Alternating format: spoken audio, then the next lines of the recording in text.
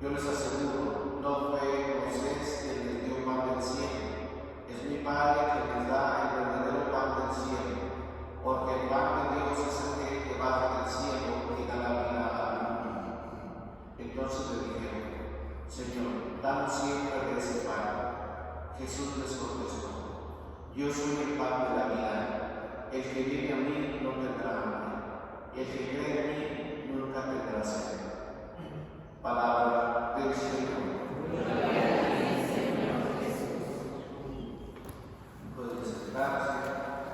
Nuestro Señor nos ofrece siempre una vida en plenitud, y una vida en plenitud no significa necesariamente una vida feliz a la manera del mundo, sino una vida que en medio de persecuciones, en medio de dificultades, se tiene la plenitud del Espíritu de Dios, la fe en Dios. Por eso nuestro Señor nos habla de ese verdadero pan.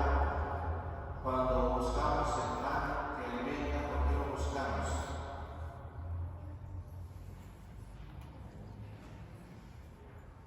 Pues porque el cuerpo lo pide, ¿no? Se va desgastando, ¿verdad? Se van desgastando las energías, y entonces para volver a tomar las energías hay que comer, ¿verdad? Y el alimento vuelve otra vez a regenerar todo, a darnos energía para volver otra vez con las actividades cotidianas. ¿Pero por qué? Porque el cuerpo lo pide para subsistir, para seguir viviendo. Y entonces espiritualmente también así es. ¿Para qué necesitamos alimentarnos del pan de Dios? Para tener fuerzas espirituales, para poder levantarnos, para poder seguir adelante en nuestra vida de fe. ¿Por qué? Porque si se dan cuenta, cuando nos alejamos de Dios y ya no nos alimentamos de Él, cuando dejamos de venir, ¿qué es lo que sucede en nuestro interior?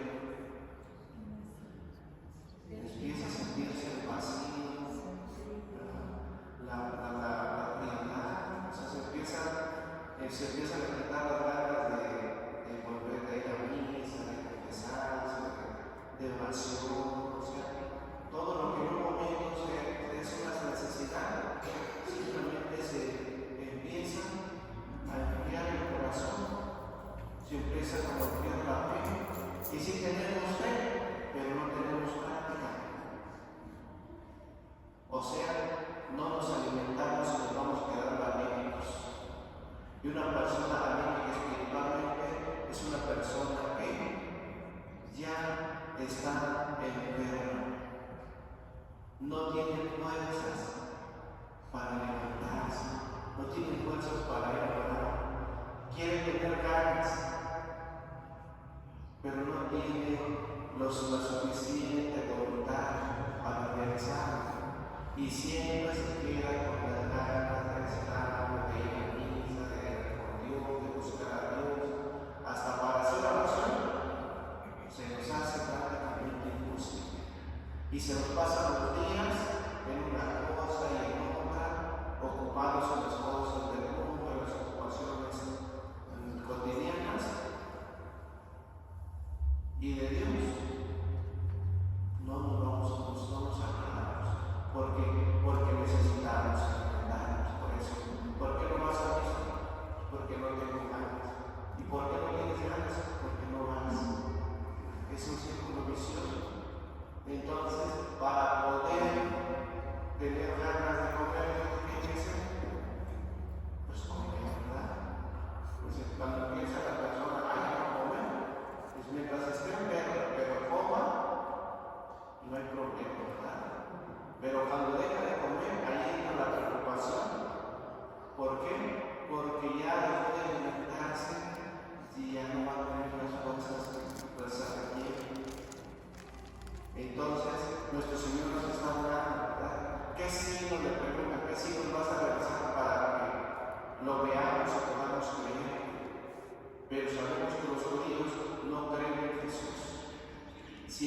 están persiguiendo.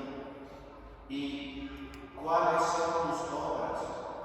Y dice, nuestros padres comieron el maná en el desierto, como está escrito, les dio a comer pan del cielo. Pues sí, pero tampoco ni siquiera eso. Dice que hasta despreciaron el pan que Dios les daba. ¿Por qué? Porque siempre les daba lo mismo. Pero no se daban cuenta que ese pan era el pan de la plenitud. ¿Por qué? Porque los que juntaban mucho no les sobraba, y a los que juntaban poco no les faltaba.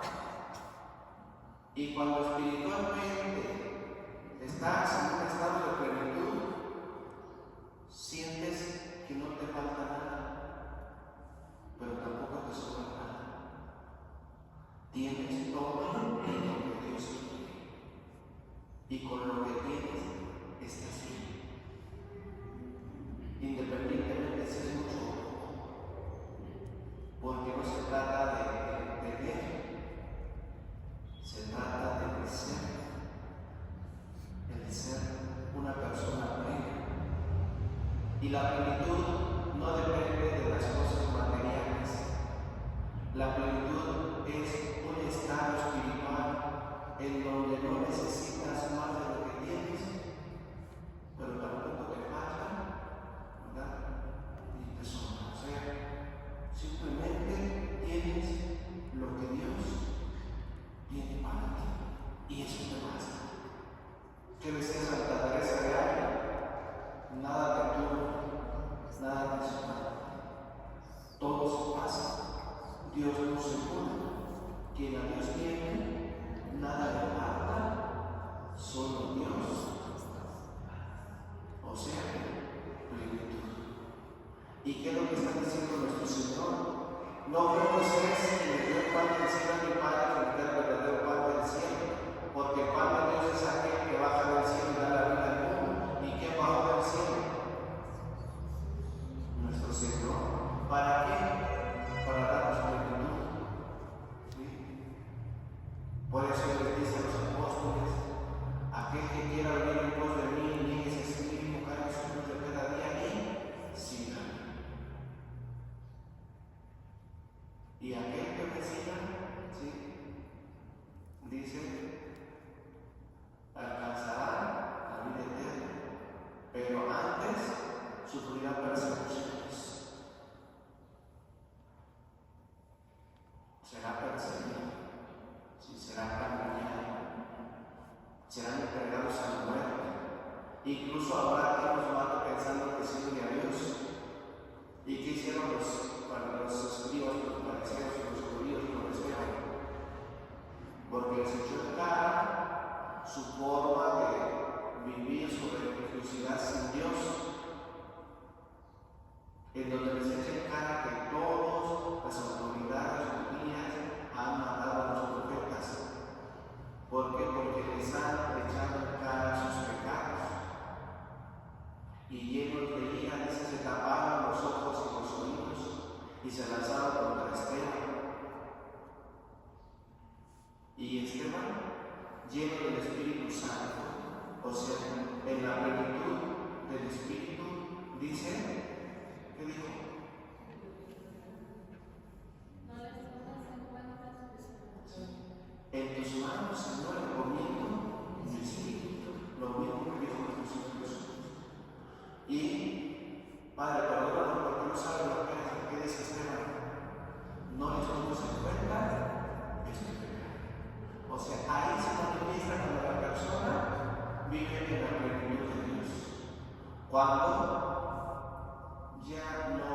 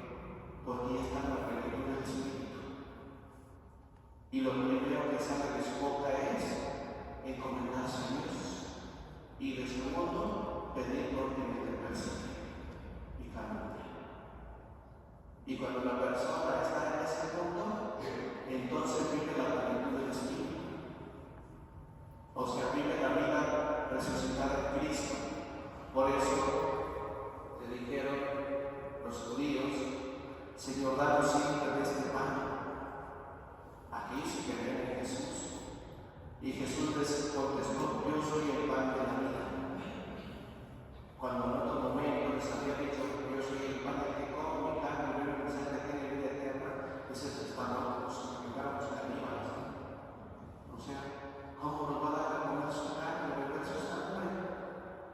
Ya no lo entendían. En cambio ahora le dicen, danos siempre de ese pan. Y dice, el que viene a mí no tendrá hambre, y el que cree en mí nunca tendrá sed. O sea, el Señor nos está hablando de la plenitud de la vida en Él. Cuando las personas luchamos por vivir en esa plenitud, ya no estamos desaforados, queriendo acumular, queriendo tener, queriendo aparecer, queriendo ser, o sea, brillar, queriendo ser el centro de todo, queriendo llamar la atención de cualquier cosa, queriendo que se tome cuenta de cualquier cosa, o sea, ya no. Eso ya en el segundo término. Hago lo que tengo que hacer y punto. Lo demás se lo dejamos a Dios. Ya la opinión de los demás, favorable o desfavorable, de cómo se comportan, eso ya no depende de uno. Y lo que se opine, pues se queda en opinión, o favorable o negativa, pero es opinión. De tal manera que si se opina negativamente, pues la opinión se queda. Y si se opina positivamente, pues la opinión se queda. ¿Por qué? Porque ya no hacen las cosas para agradar, para quedar bien, para que te tengan en cuenta y para que te hagan bien o te hagan sentir de tal o cual manera, sino solo por agradar a Dios. Y así no se reacciona de una manera equivocada, grotesca, agresiva o inconforme, o así como que pues sí, ya no queda bien. ¿Por qué? Porque no es esa la intención. La intención es amar a Dios, servirlo y hacer lo que humanamente se pueda. Sin intención de ofender, sin intención de hacer mal, sin intención de humillar y sin intención de poner en mal a nadie. ¿Por qué? Porque tu corazón no trae esas intenciones. No están en esos juegos de querer quedar bien, aparecer bien, ser el mejor, ser el más importante. No, eso ya quedó atrás. Lo que importa es la paz, la tranquilidad, lo que tengas que hacer, hacerlo y pues si lo hiciste bien, qué bueno, si en algo no te parece bien, pues no, o sea, si hay cosas que mejorar, mejorarlas, y si en algunas cosas cometemos los errores, pues reconocerlos, tratar de hacerlo mejor, pero siempre buscando la paz interior, la plenitud. Y la plenitud está aún en medio de la persecución, aún en medio de la entrega de la propia voluntad. Y en eso se manifiesta el morir a nosotros mismos, el negarnos a nosotros mismos. ¿Para qué? Para hacer solo lo que Dios nos pide. Y a eso se llama vivir en la divina voluntad. Cuando la persona ya pretende, como le decimos al Señor, los que fueron a buscar, cuando yo le comer, ¿verdad? Yo les aseguro que ustedes me buscan porque les llené los estómagos. Más bien trabajan para el pan que dura para la vida eterna. O sea, nos está invitando a buscar a Dios, bueno, con una fe desinteresada, a buscar a Dios simplemente por ser Dios y a hacer las cosas para mostrarnos amor. Y así podemos tener la tranquilidad de actuar y nos quitamos los prejuicios de ver si quedé mal, si me hice bien, si no me hice bien, si me entendieron, si me entendieron, si a la mejor esta persona no te cae bien, a lo mejor esta tampoco, a lo mejor aquello. O sea, nos quitamos todos esos prejuicios que no nos dejan hacer las cosas con pureza de corazón. Por eso nuestro Señor siempre dice, yo soy los limpios de corazón, porque ellos verán a Dios. ¿Sí? Y la pureza de corazón es esa, vivir en la plenitud del Espíritu, de tal manera que vivamos de una forma espiritual, que sintamos y que realmente así lo expresemos y así lo vivamos, de que sintamos que no nos falta nada. Teniendo a Dios, lo tengo todo. Pero si lo tengo todo y no tengo a Dios, no tengo nada. Así de simple. Quien a Dios tiene, y la fila se acabó.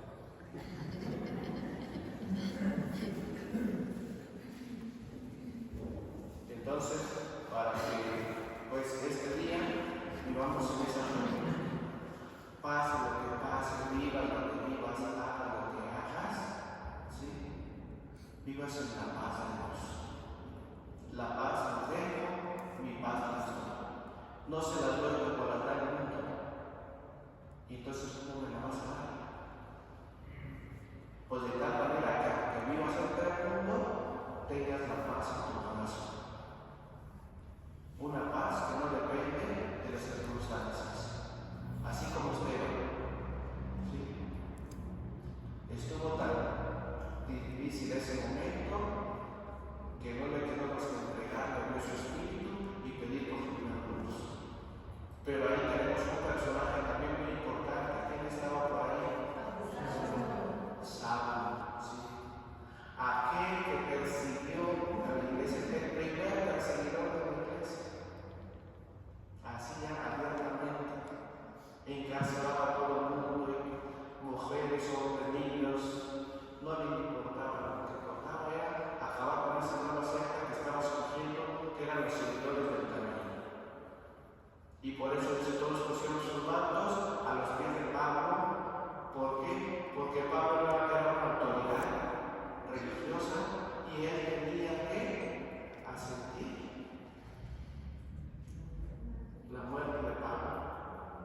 De tal manera que si hubiera dicho no, le hago nada, no le hace nada. Pero resulta que estaba de acuerdo con quien dice Pablo lo mató.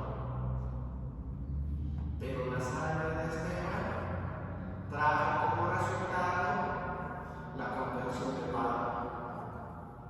Y por eso también en la iglesia hay un dicho que se dice: sangre de mártires, semilla de cristianos. Sangre de mártires, semilla de cristianos. Sangre de Esteban, semilla de un apóstol. ¿Verdad?